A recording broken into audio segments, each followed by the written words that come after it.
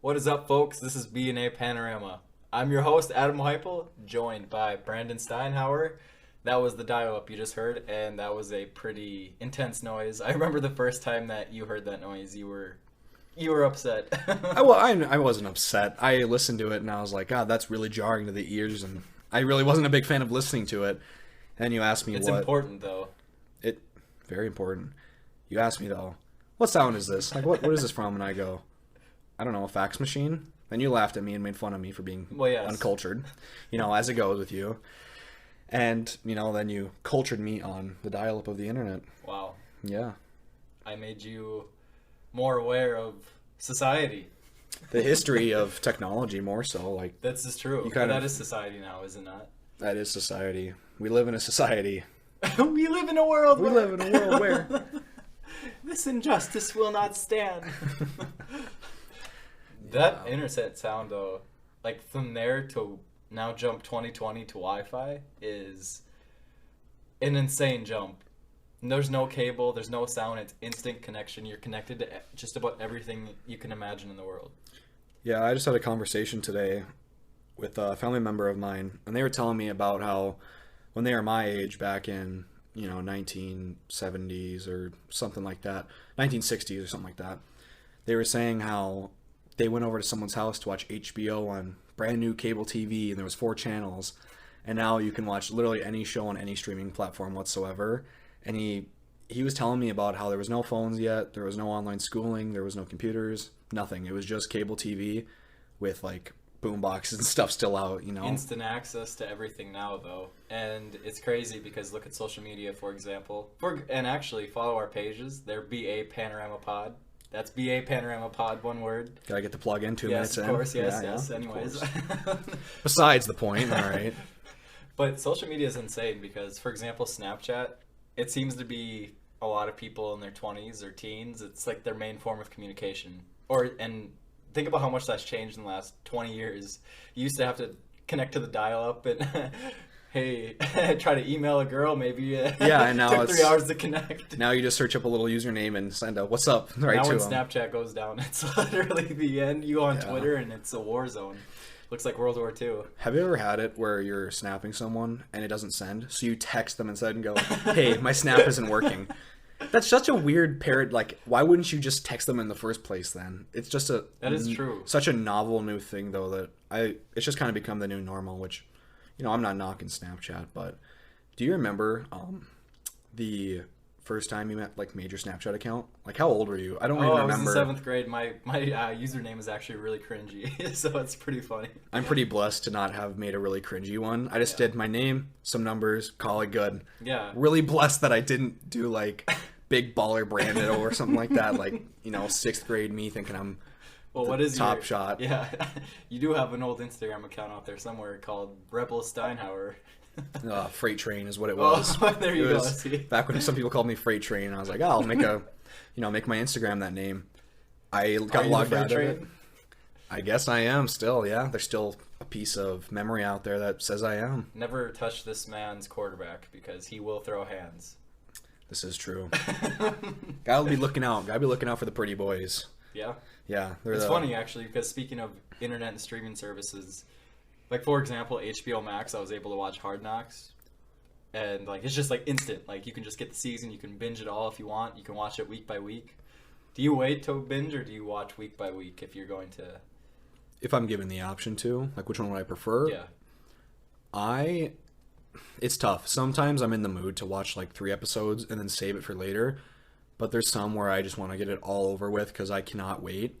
But there is something a little bit novel about if it's such a big event like Game of Thrones, for example. When that comes out week by week, there's always like a week where people on the internet are speculating about what's going to happen next, or they're talking about what happened in the last show. You kind of get to take it in a little bit more and sit on it and think about what happened before you see the next episode, which to a point I kind of like a little bit better.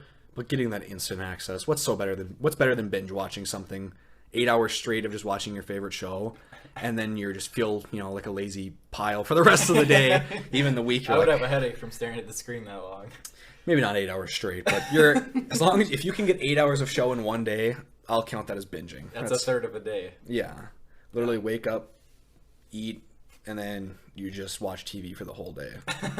I don't know, that's a lot, but I kind of do enjoy watching shows like binge watch style. But either way, I guess it doesn't really matter to me. No. Honestly, the biggest thing from technology in general, I think, is the instant access of everybody being connected, but yet feeling disconnected. Can I ask how many Instagram followers you have?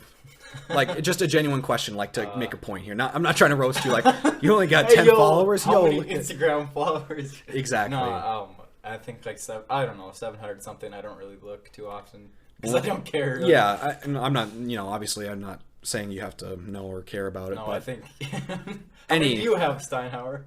I think I have like 1,000 or something. Whoa. Oh, I'm a big guy now. I've got 1,000. You know, but I'm getting at is how many of those people have you talked to that are your followers? How many of those people have you like had a conversation with over the last month?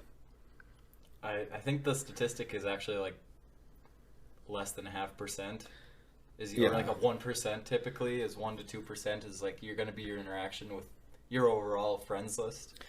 I think that's why people are feeling more disconnected, but like artificially connected, because you can see someone else's life on the internet however much you want. You can go back, look up their profile and go, oh, I know this person.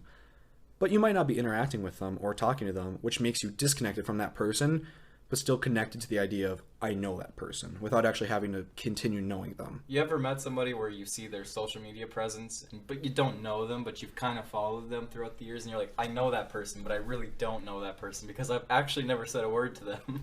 It's, I feel like I end up doing that a lot with other athletes in the area that are kind of popular. Like, they're pretty good athletes, and they maybe go to another school in the area. I never talk to them or see them, or I do see them, I suppose.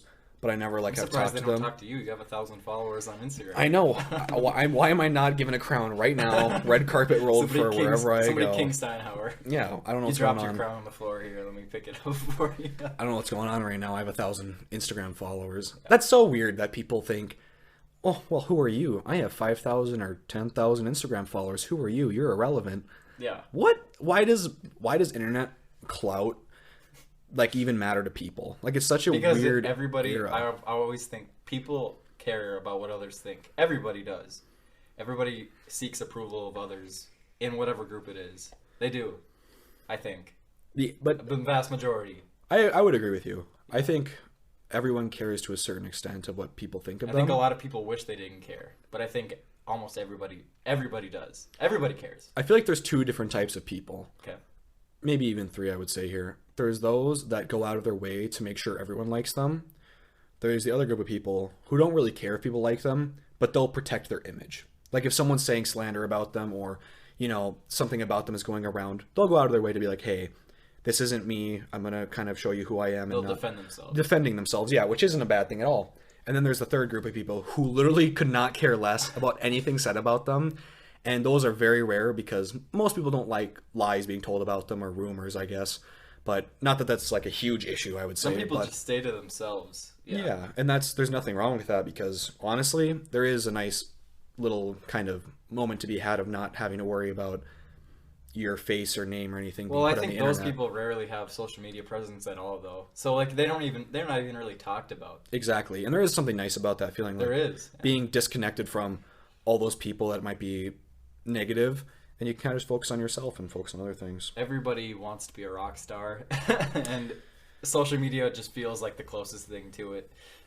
Yeah, it's I'll bring this up again to you. The Bo Burnham, he's a comedian, artist, and he does a stand-up special on Netflix, and he's talking about social media, and he ends up saying how the internet and social media has become like a competition between people. Mm-hmm. Which I honestly think is a perfect analogy, because everyone cares about how people see them, but they want more people to see them than see you. Like followers and likes, they want more people to see them than they see you. It's like a competition almost, without there being any rewards.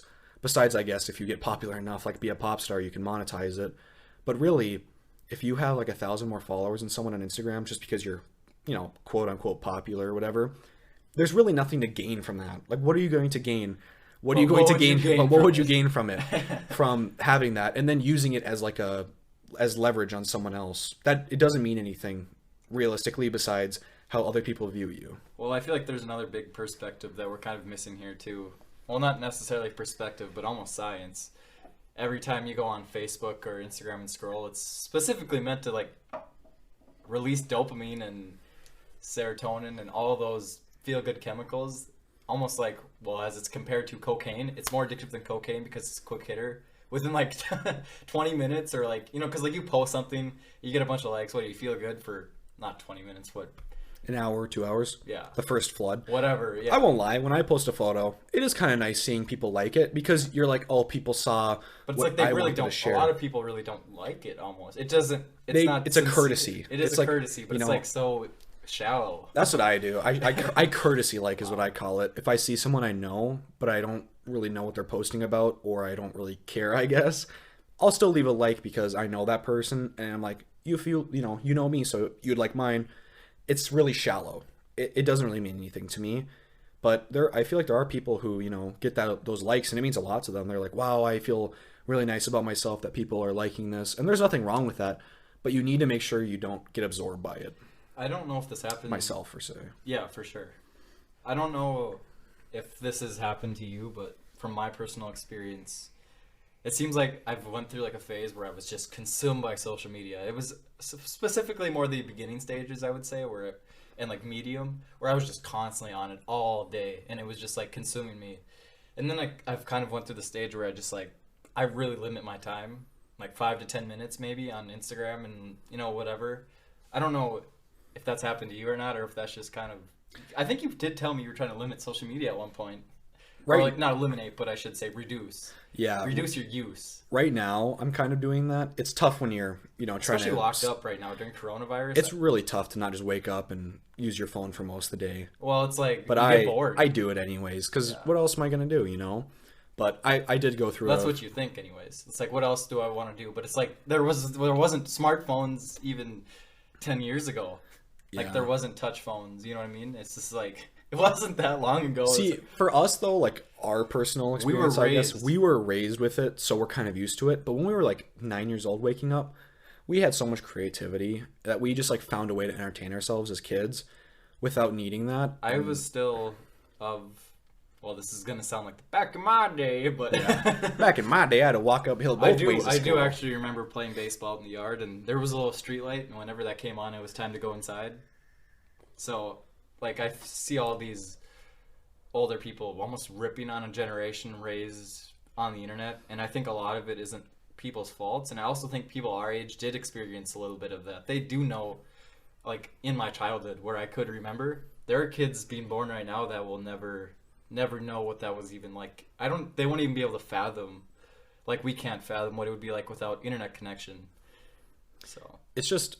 I feel like there's going to be a loss of creativity in the future as a consequence. I don't know. I think technology almost creates more of a innovation and creativity. Look at the percentage that it's, you know what I mean? Maybe not creativity, I should say, but from my experience as a kid, my imagination. Yes. My imagination was wild. I read a lot as a kid, and I still enjoy reading every now and then. Obviously not as much. Now I have to read math and textbooks at school and stuff, but it's just you kind of... When you'd play games in the yard or you'd be doing something, you make up a whole entire like imagination and like scenario, and you kind of imagine what it would look like, and there's a crowd watching you, or you've got a giant bat and you're about to hit a home run, something crazy. Like, you imagine all that, and that's kind of what kept us fueling. Now I think that there's going to be a big kind of movement where kids don't do that and they go watch something else that they don't have to imagine because someone's already putting it out there for them to watch. Which is not necessarily a scary thing, but I think there is something to be known. Like, I myself am going to kind of limit my kids' tech use as a kid because there's a lot of things they can do accidentally on the internet that would harm their future for sure. Oh yeah, like You could post something or do, yeah.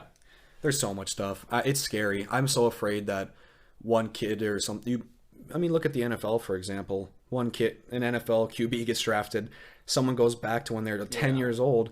When we were, about that same age, they And were that's 3 when years it was older. first introduced, so there wasn't really consequences seen from it yet. Yeah, So, exactly. Like there's always consequences to something, which we're starting to see with that. But realistically, you post something when you're like 12 years old, you go to the NFL and you're about to be drafted as a QB, first overall. Someone looks back 10 or like 10 to like 14 years after and they go, look what you posted. You've been a very naughty boy since then, you know what I mean? Santa Claus is giving you coal, I think. Yeah, and you're like, I've grown out of that. Like I'm 20. You're a different person. You're a whole different person. Holding someone accountable for one action they made back in the day, like not necessarily like an action, but saying kind of a bad out of taste joke maybe on the internet, I don't think that warrants ruining someone's career over. I mean, obviously, like there is consequences to like actions. Like if you murdered someone 10 years ago, you're going to be locked up regardless. But How about if you pulled the fire alarm during a fire drill in middle school? no comment. Why you got to be bringing that up right now, man? Come on now. Trying to expose me. Hey, I pulled one. All right, it was the fire alarm was already going off. It was a fire drill. I was right next to it. What did you want me to do? Not press it, not pull the little thing? I barely put pressure on it to see what it was like. It fell over, and there's a mechanism that makes it so you can't push it back up. I almost got, in school suspension for a little bit. He let me off the hook because I was, a very soft young kid who... Your intentions weren't malicious. They weren't, yeah. I was just curious, like Yeah. a cat. I was just like, a cat and it's kind of messing around with the glass on a table. Curiosity killed the cat, though. You didn't get killed, fortunately, but... Fortunately for me. You kind of get curious, like, oh, I wonder what this does. Boop, and you're like, oh, no. But isn't that sort of what the internet is now? Yeah. Really, you get curious and you do one thing, you don't know what could happen. Nowadays, if like swatting and stuff like that, that's scary stuff. You say one wrong thing to someone on the internet, call them, Trolling. You you troll someone, and you're like, "Oh, you suck at this video game." Next thing you know, some dude's like, "I'm sending the SWAT to your house to shoot." Like, And people have died. and from people this. have This died. is documented. It's like it's not facts. like we're kind of joking about it, but like this is scary because people have actually died from this, and that's kind of what I'm afraid of for my own kids when they grow up, because who knows how easy it'll be to get someone's information for their house on the internet and then send it to the police saying they have a bomb or a hostage situation. And The government has all of that information, I think, anyways. I'm- All yeah. of it, you know what I mean? I mean, the government probably does, but I'm saying civilians access to it more. I gotcha, So yeah. I would think be- that already happens. There's hackers, there's all kinds of hackers that aren't through the government, or like you could go into a coffee place and they always say it's the people that you don't suspect. So it's somebody just sitting in the corner looking like they're doing homework or something. What they're really doing is like hacking into the Wi-Fi, going right to your router. Personal If you're on info. your bank account, boom, they got access to it right away. yeah, internet security is a scary thing. Without it, there's a lot of trouble that can be caused by one person. I don't think you can cause any more issues in this world than on the internet right now. Well, what's interesting is it's all about perspective. We all have to understand that these kids that are born right now are like in that 5 years old, even 10 years old right now. They've all been growing up to it, and we've just shoved like iPads and iPods and iPhones into their faces, and then we don't spread awareness, I don't think, as much to limit our use. Or to just look at some of the consequences, positive and negative, by the way. Like, I think everybody looks at social media and the internet, or a lot of people do, in a negative connotation because there are a lot of negative things, but there are a lot of good things that come out of the internet, and I think that shouldn't be overshadowed either. Yeah, I mean, communication's a really good positive. You can talk to anyone now over the phone, texting, snapping, calling.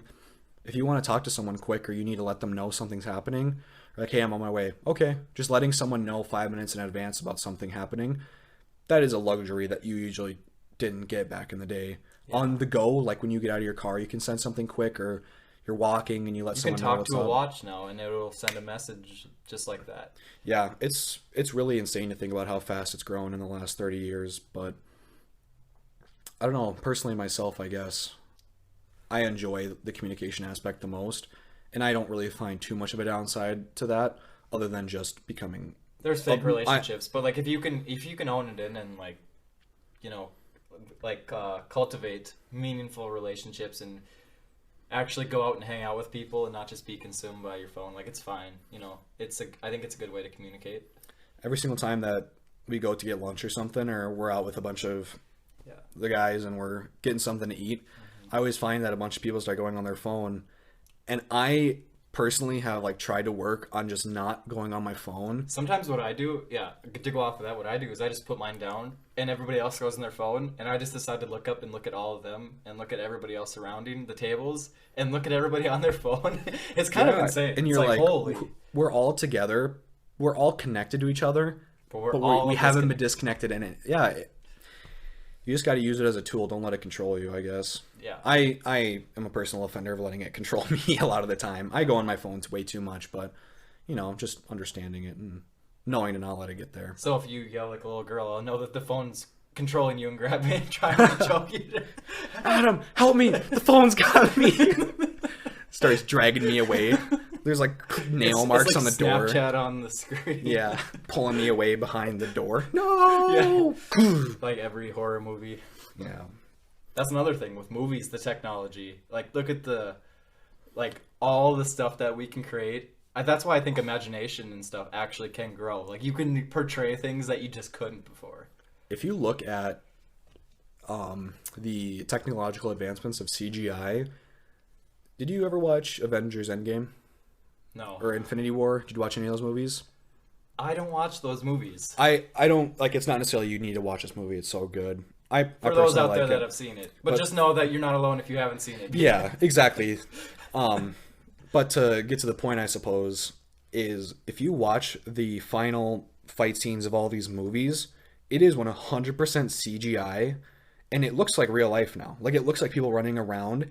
It's 100% CGI with just the heads of the actors cut out and put onto the bodies, and everything else is CGI. And it looks phenomenal. Like, you can't tell that someone's not really there. Like, it looks like they green screened them, but really their whole entire body's CG. Think about 30 years ago doing that. Yeah.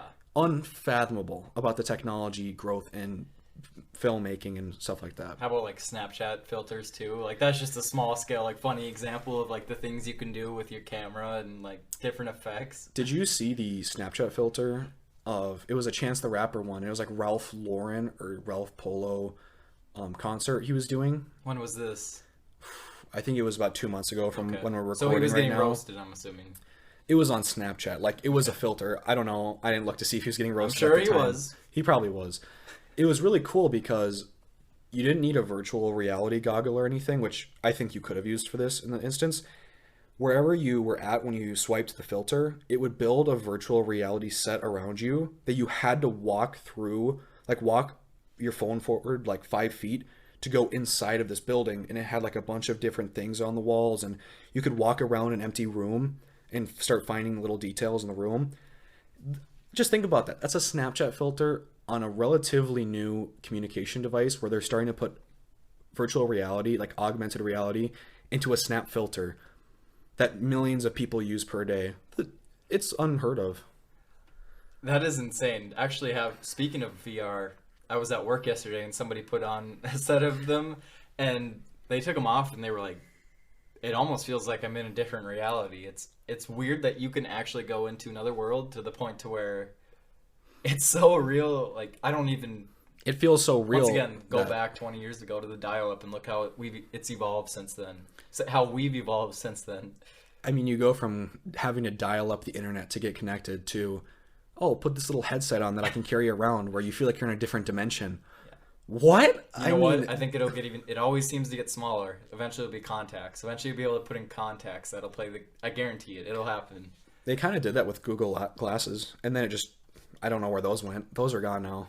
Did you ever hear about those? I did, but I don't... Yeah, like you said, not much came out of those, but... Yeah, they must have shut down that division or something. But anyways, yeah, I, for one, am kind of excited to see where that stuff goes, though, like virtual reality. I feel like there's so many negative consequences that are going to happen from that, though. There's just going to be, like, whether it wrecks people's visions, gives people, like, seizures, stuff like that. I don't know. I think that, like, small stuff like that, and also, like, what's real and what's not real almost gives you a perspective on that. I think there's a certain level where you don't want to make it too realistic. It's going to happen, though, because everybody pushes the limits of everything, I think. Have you seen the movie Ready Player One? I'm gonna reference another movie and then I'm gonna stop because in case you haven't seen it, I'll ruin it for you. But have you seen that movie? No. It's a movie. It was based off a book. Spoiler alert? Not really. Okay. And, you know, in this movie, everyone lives in this thing called the Oasis, where it's a virtual reality universe. And the CGI in the movie, again, for technology, looks amazing. But in the movie, they all have headsets on and, like, suits where when you grab something in the game or, like, their virtual reality world, it feels like you're grabbing something because the suit stops. So everything feels like a haptic. Like, it's a real thing now. They actually made those in real life. And it looks like real life. Like, you can simulate real life flawlessly with these goggles. And people live in there. They don't work real jobs. They work jobs inside of this. They, like, you know, kill each other in games. And they go flying around and stuff to do work and, you know, loot in this game. But so live your own life. I mean, that's insane. But see, that's what actually is, like, in the first 5 minutes they go, you can be anyone, anything, as big as you want, as small as, because, like, there's big, you know, characters and the, like, cartoon characters they can become, or like a rock star, or anything. You can be, I think Batman was one of the jokes, so, like, you can be Batman in this, whatever. But it is a lot more freedom, but you lose touch of, like, who you are as a person, which is what a little, I think. Do you think the internet does that, like, overall? Yeah, I think a little bit. You kind of lose yourself to what you want to be versus who you actually are. Well, and there's nothing wrong with shaping, like, I myself, I guess, like, I know who I am, and I want, everyone grows to be better. Like, you want to, you know, who are you? You can't handle the truth. You know, you strive to do things better in your life, but you don't ever feel like your detachment from who I am and who I want to be are, like, so far off that I can't achieve what I want. Ugh, I hate to say it, but I just feel like there's a lot of that going around, unfortunately. I think there is, because social media creates, like, you're just think of all the people that post, and they're different people from real life. This is going to be the episode where we just crap all over the internet for, like, an hour straight, but no. I've already, like, prefaced, though, that there's a lot of good things, and we're eventually, like, I eventually intend to talk about a lot of those, or, like, it'll be interesting for us to discuss those. But for right now, I just think how much we've evolved. And I just, like, I look at a lot of things that have affected our society and the way we are. Again, it's all gaining perspective. It really is. I, for one, feel like everyone maybe relies on their internet and their phone a little bit too much. But just, it's not, like, so excessive that I'm like, phones are ruining the world. No. But I just, you know, it's little things where when you're trying to talk to someone and they don't understand you because they're on their phone, I'm a big offender of that. You'll say something to me and I look up and go, what was that? Just little stuff that I do that I know just annoys you to no end. You hate repeating yourself. This You're is like, true. You know, I'll be on my phone and we'll be playing a game or something on the internet. It's not that I have to repeat myself. It's that you flat out just, like, we're blocking it out, and I'm just like, really? Like a tunnel vision. Like, we'll be playing, you know, Black Ops or the new COD or whatever, and I'll be looking at my phone in between games, and you'll say something. I hear you talking, but I have no idea what you're saying. I'm aware. I can usually tell because there's total no silence response on the other end. And I look back up and I'm like, what was that? And you're like, why? Or I'll just ignore. Like, and you're like, you don't get to hear it now. Yeah. And I'm like, no, tell me. And you're like, I'm not telling you because you don't care if you're not listening, which... It's true, though. It is true, though. Like, if I really would have cared in that moment, like, expected you to say something, I would have. It also probably means what I was saying wasn't too important either. Yeah. What were you going to say? It's not important. It's okay, I'm fine. You know, speaking back and forth without actually having a conversation. Yeah, it's funny because when we were driving to Nicaragua after I graduated high school a couple years ago, it was weird because I was disconnected. No phone once we crossed into Mexico. And I just feel like you said, it's almost excessive. We rely on it too much. It just feels too excessive because when I was away for a while, it felt freeing. It was actually freeing in a way. And I think that's what drives people back to going to out in the country or going out into, like, a different atmosphere. It's out of your comfort zone. It's just you feel vulnerable without your phone, which I'm a big offender of. If I don't have my phone and I go out for, like, a jog, which I rarely ever do. Like, if you guys know me, I rarely ever will put my phone away and go out for a long jog. I don't think I've ever heard Steinhauer say that he's going At most, I'll put it down, go run a mile, and come back, and I'm like, that's it, I'm done for the year. I'm done running. You punched in for the year. You know, if I'm not being told to run, I'm not the runner type.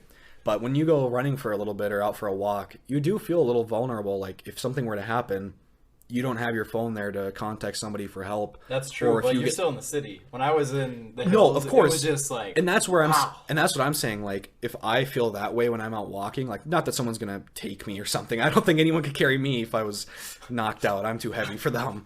But you know, you just feel like if something happens, you're not gonna be much help in that situation. And to think that we live in a pretty suburban, urban area where there's always someone within 100 feet of you if you're walking, and that's how you feel. I can't imagine the feeling people would have in a setting like Nicaragua, which I'm looking forward to actually doing that, like being in a setting like that where you don't have your phone and there's no one to help you within like a certain amount of time. It makes everything feel so real. It's like, wow, like life and death, like Consequences. Hey, like, there's like, There is consequences to what you do, which I think that's kind of lost on people nowadays. They feel like they can do stuff without too many consequences in well, it's real like life. we don't feel stuff. Like when you see somebody die online or you watch a video, it just doesn't feel. We just talked about this yesterday, which is funny because Yeah, everything is so numb to you because the internet. There's so many weird, like people are trying to be edgy on the internet, especially our age group. There's those kids that are trying to be like really edgy and hard. there's like older trolls though. There really is. Oh, there is too. Yeah. But and they post videos that like look innocent at first, but then something like happens that's horrible, and you're like, oh my god, I can't believe I just saw that. And then you go on to something else, and the next time you see it, you're a little bit more numb to it, and it keeps happening over Boiling and the over. frog, perhaps. Perhaps. And then by the time now, when something horrible happens in real life, you're numb to it. Something happens like that's not necessarily personally connected to you, but you see something horrible happen. I think sometimes when you see it in person, though, that changes you. It actually is different than it recording is. it. I would say it is, but there's definitely a point where hearing about it, I would say now though, I don't think me and you are that surprised if we heard something horrible happened. It wouldn't shock us as much unless we saw it. You know what's funny is there's actually a song by Childish Gambino called World Star, and it talks about like you're filming people, and at the end of the song he says like we all like don't want to be a world star, but we want to be on World Star. It's like we want to post and have our post on World Star, but we don't want to be the person who was getting punched. Yeah, where no one helps you. They're just shoving you out there and going, here, let me record you. Everybody wants to consume the content, but nobody wants to be like the bad content, like the content that everybody's laughing at. Yeah. Which is, you know, an interesting concept. Nowadays, people will do some insane stuff to get internet clout. Anything for the clout. Yeah, I mean, people will post the most outlandish stuff that they know is embarrassing to themselves because they know people will eat it up. Like Barstool is the biggest offender of just posting stuff that, you know, people can tell that the person's trying to act a certain way, you know, but it doesn't matter because they're doing it something goofy or stupid on purpose because Well, I they think know everything's it's so worth it. censored now, and everybody just like likes to get away from that sometimes. You know, that's why Barstool is just like everybody can like take their break from it and like have a joke about a sports game or like anything, like even an election, like whatever. Exactly, kind of lighten the mood a little bit, make it more of like Comic relief. Yeah, a more relaxed setting, more like for the boys, really. You know, for the boys. But yeah, I mean, even looking at Barstool, the amount of growth they've had recently can be attributed to the internet as well growing, like Twitter. Well, this product is a result of the internet, so Yeah, the dial-up, and the dial-up we are has the led, result of the dial-up. you know, 30 so years later, we're here. That's an interesting idea to think that everyone listening to this, if anyone is a product of that as well. The day after, from right now, me and you are going to be on our phones. You know, who knows, a half hour from now, going to check our phones. Everything is just going to keep growing, and it's not going to stop because someone recognizes it, which is why I think, personally, I don't want to be afraid of what's to come. Just enjoy it and just, you know, make the most out of it without letting it kind of consume myself, I guess. Well, I think it's interesting because I was given advice from my old high school basketball coach, AP, Adam Polcheski. We plan to have him on. But he said to write down something at the end of the day, or write the journal. And it's interesting because I was told that beforehand already when we drove to Nicaragua. Somebody told me, hey, write something down from the end of the day, whatever it is. It doesn't have to be awe-inspiring. It could be something as simple as like I ate whatever, like, you know, like whatever the meal may be or whatever. Something significant that stood out to you though. And I think that just helps record and like soak things in better because you're able to reflect on your day. Just simple. How many times our mind just rushes, but do we ever just like really like sit down and reflect and not get nervous or like I don't know. It's just something that, and then we have our phones, and then well, I don't want to think about that. Boom, or that's just subconscious. You go to Instagram or something to take your mind off of those thoughts. A little bit of a distraction from what you want to be maybe do or do not want to be thinking about. You just go on your phone and you kind of start fresh in whatever's on your phone. Get the dopamine. Yeah.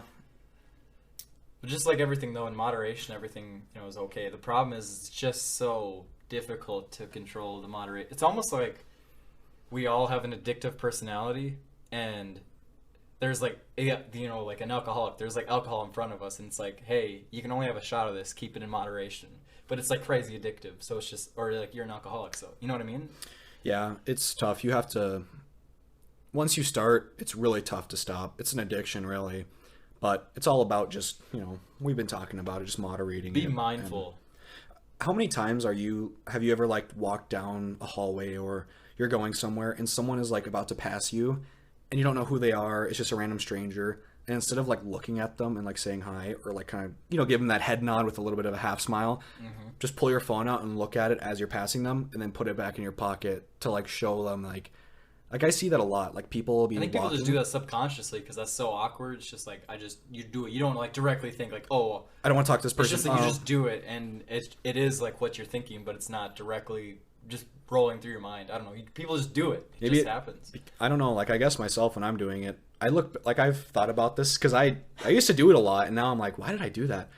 When you're walking by yourself and you're not talking to anyone, but other people are walking in like a group talking, you almost feel like you're not talking to anyone, so you want to go on your phone to like see something and engage with, to feel like you're talking to someone or like being a part of something while you're going somewhere, which I think is like kind of that's a nice part about the internet, I would say. Like as long as you don't use that as your only form of talking to people. Well, it's nice because there's information out there too. Like there's just, you can find out, and that's not directly with what you're saying, but it's just like all the information as in a positive. Like you can find out stuff and do research and do everything online. And we're seeing now what's real and what's fake. Speaking of that, fake news, that's really been big with like the technology and information. It's so hard to decipher, not only just fake news, but narratives that, news corporations might be making or tailoring. Not even just corporations, but there are a lot of people and a lot of things that have an angle that they're trying to accomplish. Like everyone's always trying to push everyone's got an angle. Everyone's got an angle. And you got to be able to decipher that. Think for yourself. I mean, I don't know. What do we feel about cars sheet and yeah.